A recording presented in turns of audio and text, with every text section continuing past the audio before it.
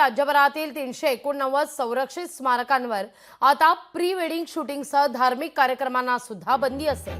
राज्यातील संरक्षित स्मारकांवर फोटो व्हिडिओचे आक्षेपार्ह पद्धतीने चित्रीकरण केलं जातं, त्यामुळे संरक्षित स्मारकांचा अवमान होतो।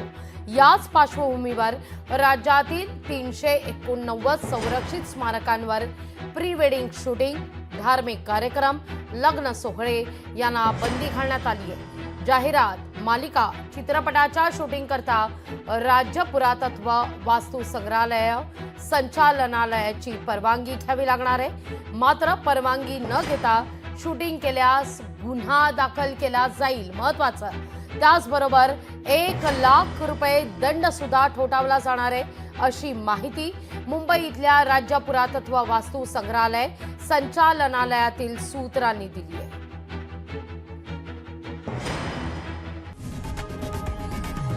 लोकशाही मराठी ऐका, पहा, जागरूक रहा।